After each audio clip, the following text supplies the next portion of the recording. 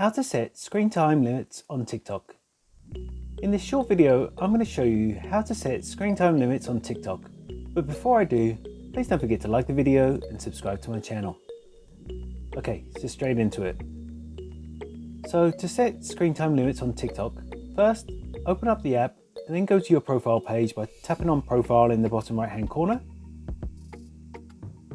Next, tap on the menu button in the top right hand corner. Then tap on settings and privacy.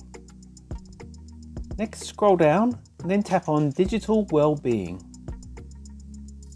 Next, you can set daily screen time. So tap on that one. Then, as it says here, it says get notified if you spend 40, 60, 90 or 120 minutes of TikTok per day. If you reach your time, enter a passcode to keep using the app. So just tap on where it says 60 minutes. And here you can set your time limit. So if you don't want to spend any longer than 40 minutes on TikTok in a day, tap on that option.